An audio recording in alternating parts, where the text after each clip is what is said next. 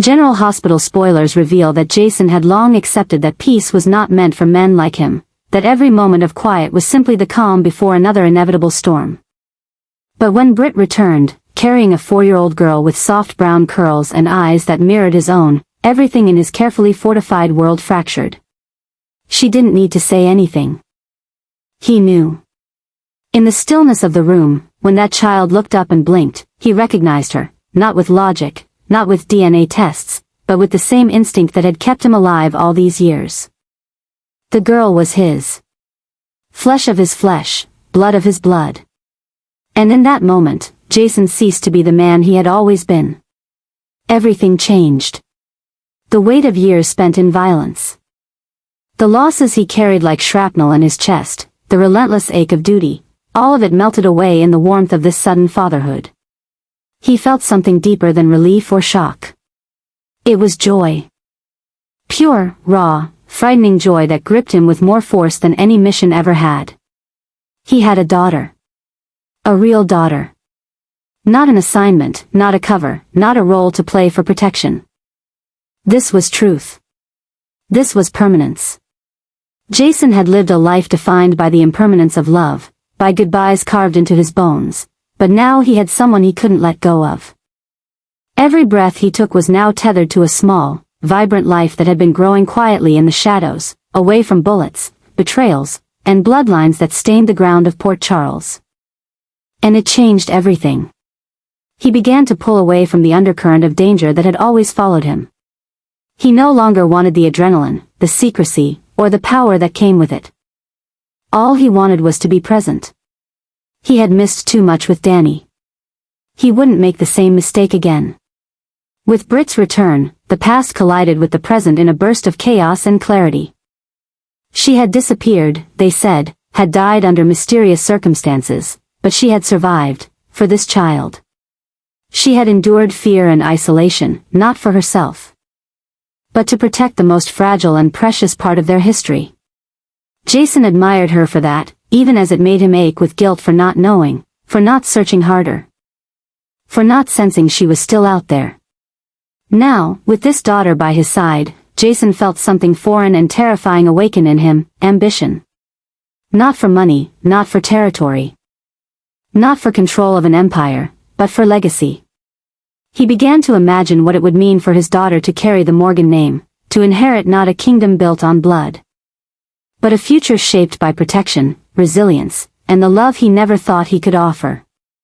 She was more than a child. She was the answer to every unspoken prayer he had buried under years of silence. And so he made the quiet but profound decision to name her his heir. Not in the brutal world of organized power, but in the sacred world of family.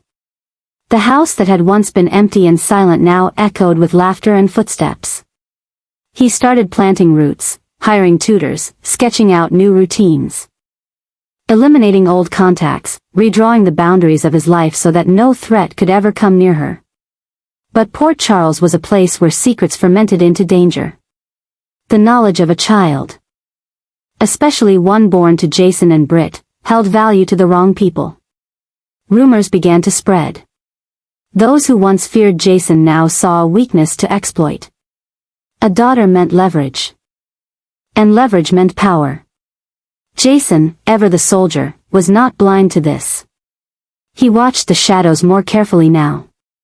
He prepared contingency plans. He began transforming his home into a fortress. Every visitor was scrutinized. Every ally was questioned. And yet, in the quiet hours, he allowed himself the vulnerability of wonder, what her favorite color might be, what kind of music she'd love. Whether she'd grow up brave or cautious. He marveled at the way she'd run into his arms, fearless and trusting, as if she had known all along that he was hers. He carried photos of her, tucked into places he used to reserve for weapons. He found himself smiling in ways that shocked Carly, that made Sonny pause, that left Spinelli speechless. This wasn't the Jason they remembered. This was someone new, reborn from the ashes of heartbreak and brutality. Britt, too, had changed. She was no longer running. Her eyes still carried the weight of her exile. But now there was strength behind them. She had become a mother in hiding, and now she stood as a mother in the light, fierce and proud. Jason respected that more than words could say. Together, they became something neither of them expected, a family. Not perfect, not conventional, but real. And in that realness lay danger. Because Jason's enemies were not gone, they had simply gone quiet. And silence, in Port Charles, was always the harbinger of violence. Jason knew the price of joy. He had paid it before. That knowledge did not stop him from embracing this new chapter. But it did haunt his sleep. He began to see threats in every corner. Every unexpected knock at the door twisted his stomach. Every unfamiliar car parked on his street made him reach for a weapon. He tried not to let Britt see how often he stayed up at night, pacing the hallway outside their daughter's room, listening for the soft rhythm of her breathing. He tried not to let his daughter see the way his smile could disappear in an instant if he thought she was in danger. But even as fear whispered through him, he clung to this new life. He began recording videos for her, just in case. He updated his will. He instructed Spinelli to create firewalls, to track anyone trying to dig into their lives. But perhaps most unsettling of all was the obsession taking root within him, not with control, but with permanence. Jason had always accepted that nothing lasted. Now he refused to let go. The thought of losing her, of waking up one day and realizing this had all been taken from him, consumed him in ways he couldn't explain. This obsession shaped his every move, his every decision. He began planning for years ahead. He enrolled her in schools with the highest security. He trained her in basic self-defense, disguised as games. He placed Britt and their daughter at the center of every choice, including which alliances to cut and which ones to protect at all costs. He knew some would call him paranoid. He didn't care.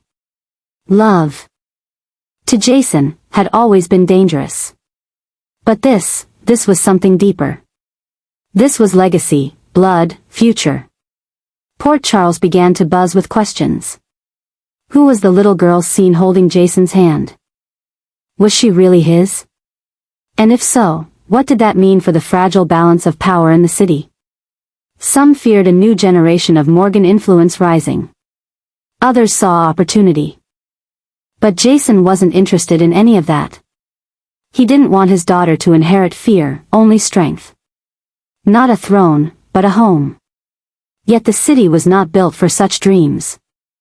And the past never truly stayed buried. Jason didn't know if he could protect them forever. But he knew he would die trying. Because this child, this unexpected, miraculous daughter, had awakened a side of him even he didn't know existed. Not the enforcer, not the ghost, not the weapon. She had awakened the father. And that father was willing to burn down everything he had ever built if it meant keeping her safe. In the quiet corners of his mind, Jason knew this story was just beginning. And though his hands had once been covered in blood, now they held something far more fragile, his future. Jason had never asked for redemption, nor had he ever believed he deserved it. His life had been carved from silence, loyalty, and blood. But everything changed when Britt returned. Not only with a child that carried his eyes, but with a demand that shattered everything he thought he knew about second chances. In her arms was his daughter. The single thread connecting him to something pure and untainted in a world that had long since rotted. Yet Britt didn't offer the child freely. Her eyes were filled with shadows. Her words heavy with a condition that chilled Jason to his core.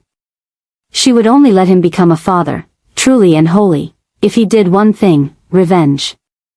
What Britt had endured during the years she was presumed dead had broken something in her. She was no longer the same woman who once ran from her past. Now she was haunted, volatile, and burdened with a truth too horrific to bear alone. It wasn't just danger she had fled from. It was betrayal. It was death. And it had a name, Monica. Britt revealed that Monica had died in secret. Not from age, illness, or accident, but because she had tried to protect Britt and the child growing inside her. Monica had been the only one who knew the truth. the only person who offered sanctuary to Britt when powerful enemies closed in. Her death had been covered up, disguised in silence, because the truth would have destroyed too much. But Britt knew. She had watched it unfold, helpless and hidden, carrying the weight of Monica's sacrifice like a stone around her neck.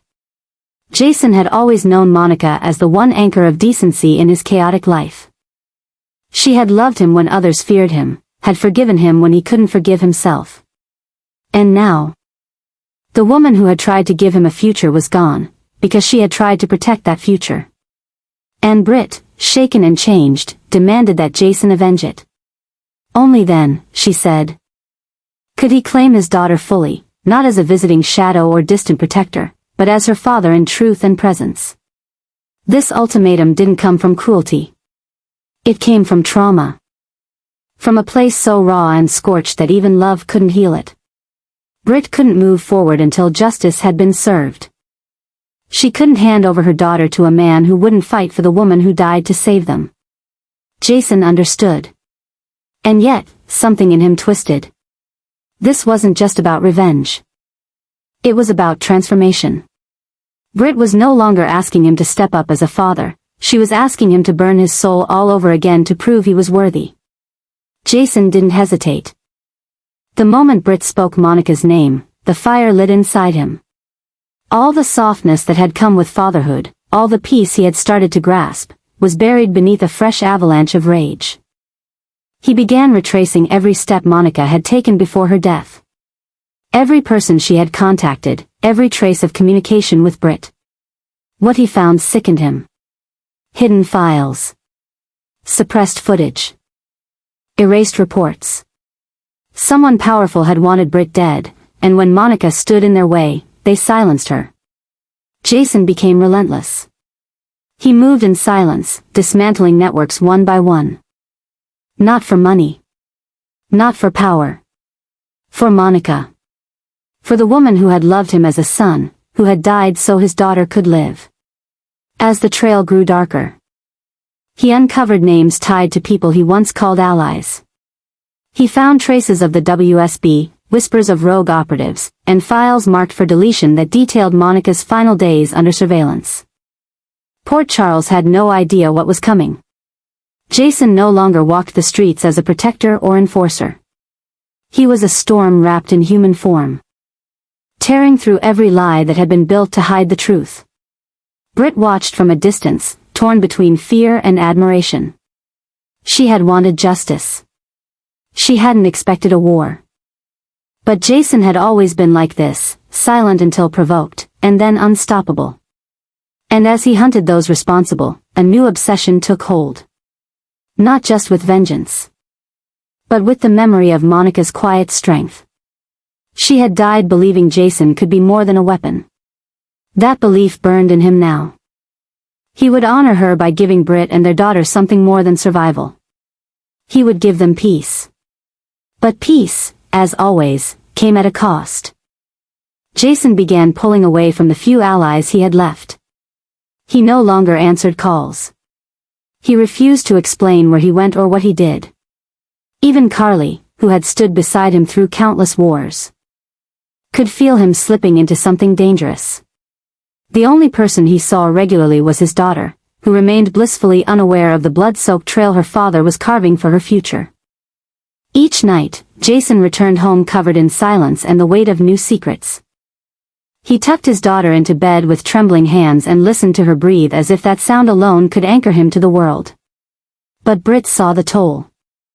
She saw the man she had loved become consumed again, not by duty or revenge, but by a need to make the impossible right. Jason didn't care. He couldn't stop. Not until every piece of Monica's sacrifice was honored. Not until every hand that had tried to erase her was broken. And only then, only when the last enemy fell, would he accept what Britt had offered. Only then would he truly become a father in her eyes. But somewhere deep within him, Jason began to fear that Britt's condition was not just a demand for vengeance, but a reflection of her own unraveling. She had carried this burden too long. She had lived in fear too deeply. And now, even as Jason moved heaven and earth for her, she remained guarded. Haunted. Unable to let go. He wondered if revenge would ever be enough for her. Or if the trauma had carved something irreversible into her soul. Still, he pressed on. Because he had made a promise to Monica in silence. One she would never hear, but that echoed in every breath he took. He would not let her death be forgotten. He would not allow her last act of bravery to be buried under political maneuvering and manufactured stories. As Jason moved closer to the heart of the conspiracy, a final question loomed. When all of this was done, when blood had been spilled and justice had been served, would Britt finally let him hold his daughter without condition? Or would the ghosts they both carried always stand between them and the family they could have had? Jason didn't know. But he kept fighting. Because that's what Monica would have wanted. Because that's what his daughter deserved. Because that's what Britt, in her broken, fierce way, had demanded of him. And because Jason, at the end of everything, could not imagine a world where he didn't at least try. Jason had been many things in his life: enforcer, protector, exile, ghost, but now he was something he had never truly embraced until this moment. Executioner. The quiet confirmation that Monica had died not by fate, but by design, was no longer just a tragedy, it was fuel. And the names Britt whispered into the shadows of night, Sidwell, Brennan, and Drew, became more than suspects. They became targets. Jason, who had once only acted upon orders, now moved with personal resolve. The vengeance he carried wasn't about retribution alone, it was about restoring dignity to the woman who had given him a name, a home, and a purpose beyond violence. Monica had died trying to shield Britt and her child, and now Jason would ensure that her death was not buried beneath silence. Sidwell was the first. Ruthless, manipulative, and hiding behind a web of legitimate business fronts and covert alliances. He had aligned with Brennan in a joint effort to eradicate any remaining WSB files linking Britt to rogue cloning operations. Monica, in their eyes, had become a liability, too informed, too compassionate, too willing to intervene. But what they hadn't accounted for was Jason. Sidwell died quietly. A single, calculated strike that sent tremors through the underworld without revealing the hand behind it.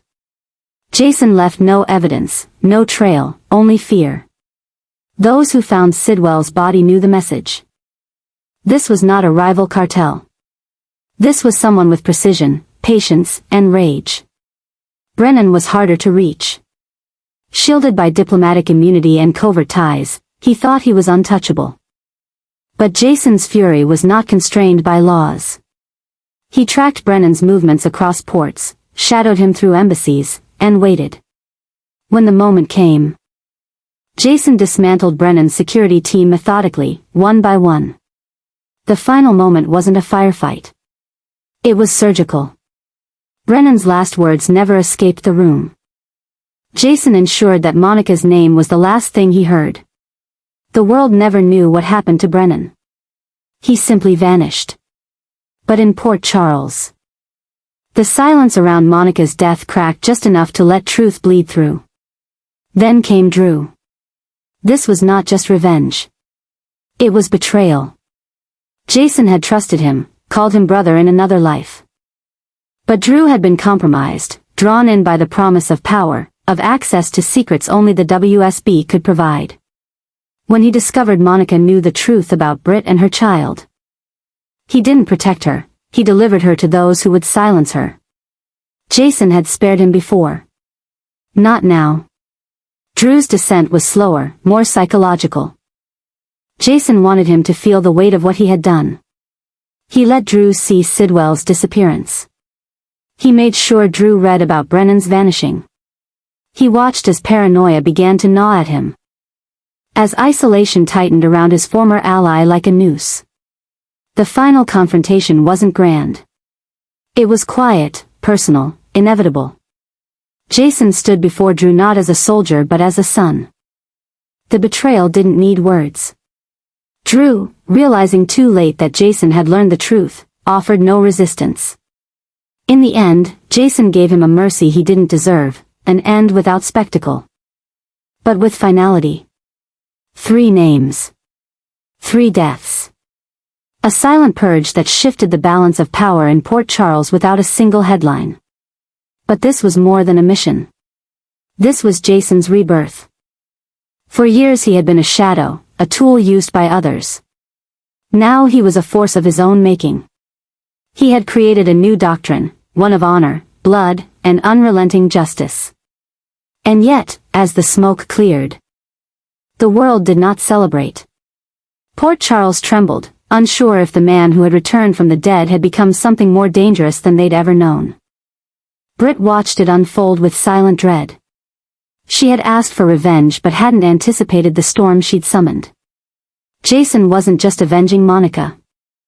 He was cleansing everything that had ever tried to desecrate her memory. But with each death, each calculated strike, he moved further away from the quiet man who once sat with his daughter beneath the morning sun. Jason no longer believed in peace. He believed in order. And he believed in punishment.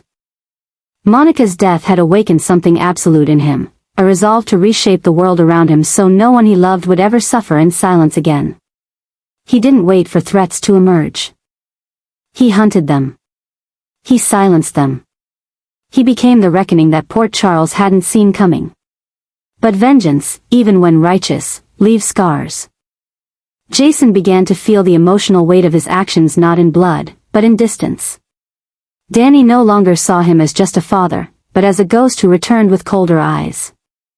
Britt began to fear that her request had reawakened the darkest parts of him. And his daughter, still innocent, still untouched by the war around her, began to ask questions Jason couldn't answer. Jason stood at a crossroads only he could see.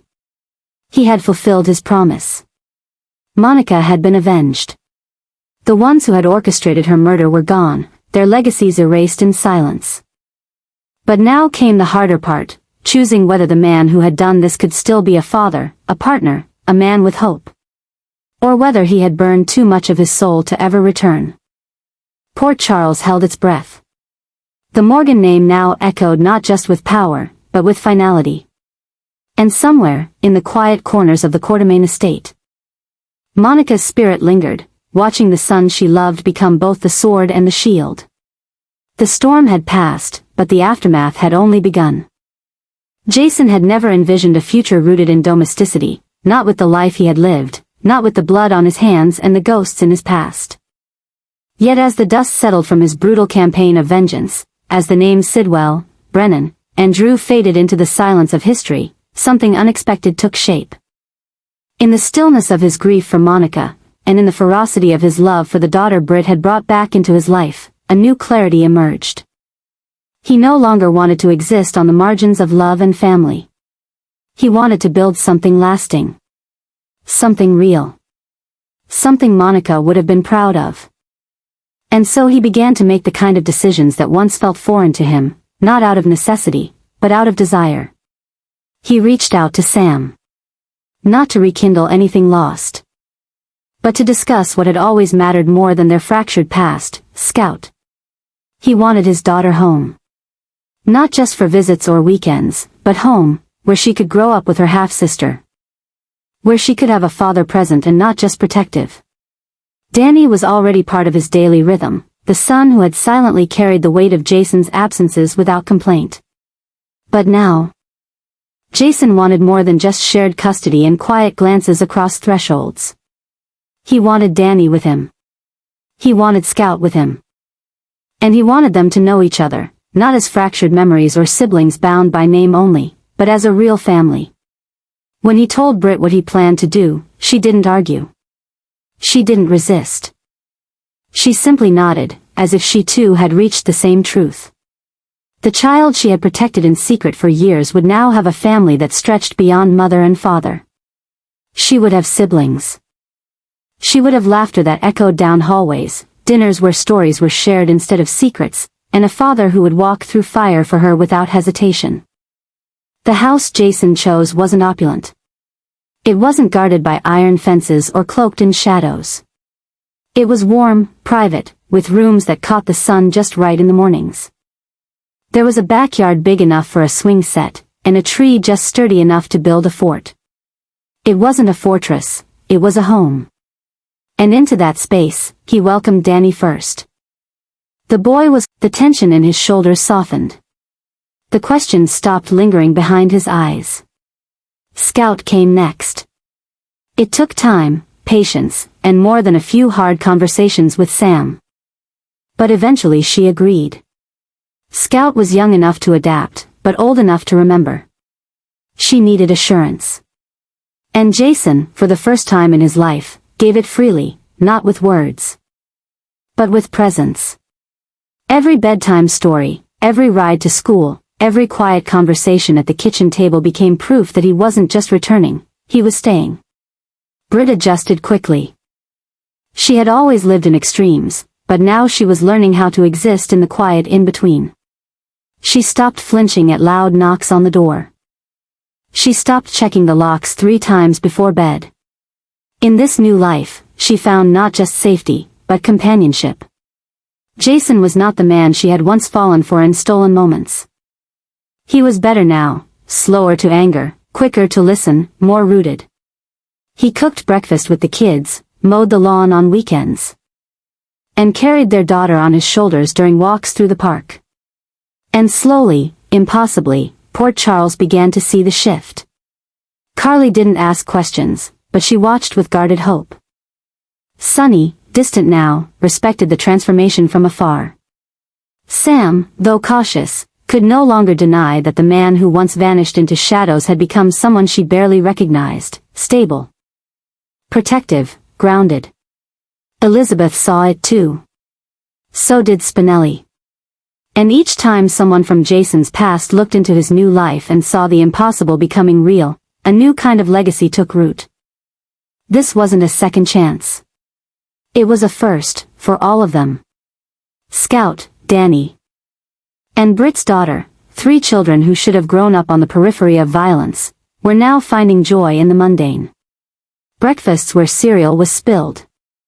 Sunday afternoons where board games were played, nights when everyone fell asleep in the living room watching old movies. They were a family now. Not in the way Port Charles families were usually forged, in crisis or betrayal, but in deliberate, chosen love. Jason didn't talk about revenge anymore. The war inside him had quieted. He still trained in the mornings, still kept his instincts sharp. But it was no longer about surviving. It was about staying. About being the man Monica saw in him. The father Danny always believed he could be, the protector Scout never stopped waiting for, and the partner Britt had once thought she would never be able to trust again. In this life. Jason no longer ran. He woke each morning to 3 children with different laughter, different fears, and different dreams. And he was there for all of it, the scraped knees, the report cards, the whispered nightmares. He was there, not as a shadow, but as a father. As a man who had walked through hell and chosen to lay down his weapons for something worth protecting more than anything else. The Morgan name was now tied not to fear, but to family. A new chapter was being written in a quiet house, full of mismatched furniture and photographs on the walls. A family no one had expected was becoming the heartbeat of a man who had once lived without one. And in that home, with Britt by his side and all 3 children within reach, Jason had finally found what he never thought he deserved, peace. Not because the world had changed, but because he had. And the legacy he left behind would not be blood or power. It would be them. The family he built. The family he stayed for.